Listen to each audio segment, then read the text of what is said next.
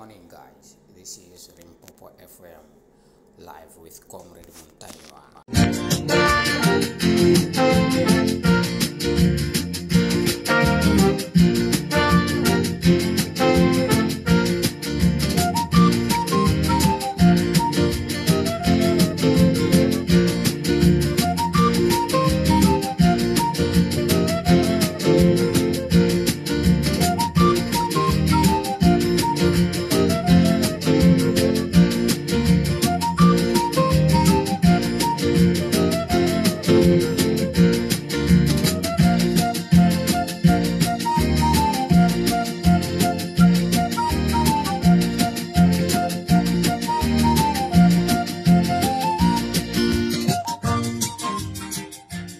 Mwaswera bwanji amalawi nonse chigawo chakumasana. This is Comrade Montanywa pa Limpopo FM.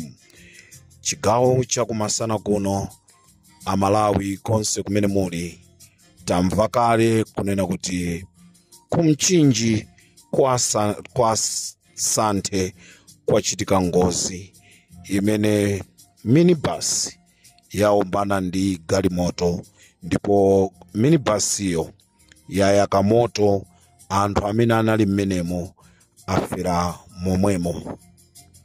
Limpopo FM ndi staff yonse tikuti pepani pepani pepani abale ndi alongo amene tatayanso azibale athu amene amwalira pa ngozi ya minibus imene yayaka moto. Tikapempha Mulungu akawafungatire ndipo mizimu yawo ikause mu mtendere. Amalawi tili munyengo yowawisa, nyengo imene ndiyovuta kuti tikathe kuyankhula pamene tikuchoka mo imfa ya abale ndi alongo amene analuza miyoyo yawo kuchikangawa, komanso ngozi zina zimene zachitika kuthekerani. Lero kwachitika ngozi kwa Sante kukasungu, ngozi imene yatunthumirisa anthu ochuluka kwambiri. Ife Limpopo FM tikuti pepani pepani pepani nonse anakufedwa.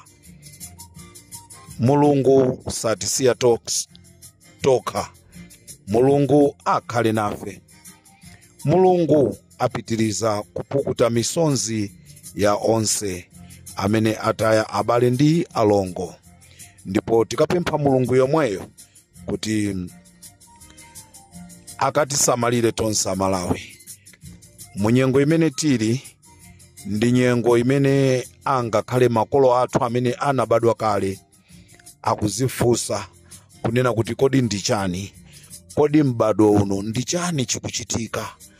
Sitikukaniza kuti ngozi zisachitike, koma ngozi zafika paja ponyanya, azikuluakulu akuthodwa, koma tikuziwa akuti kuli yekhayo wamwambayo amene iye amasamala.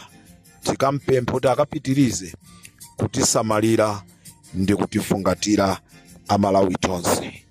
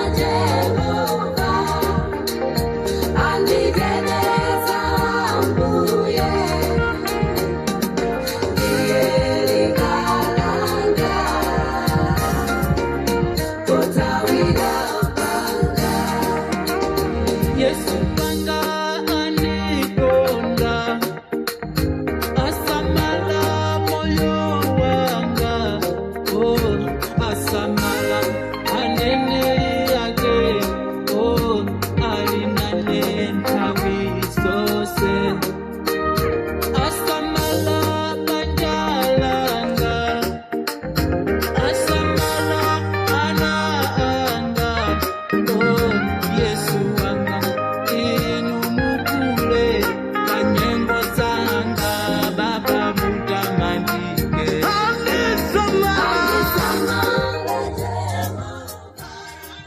pamene tikulira imfa ya abale athu amene achitika ku Mchinji, ndizomvetsa chisoni tikulandiranso uthenga kunena kuti Kulichenza wholesale yapsa.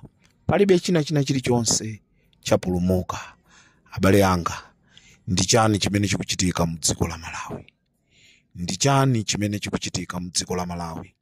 Abale ndi alongo, tiyeni tigwade pansi tilipempherere dziko la Malawi.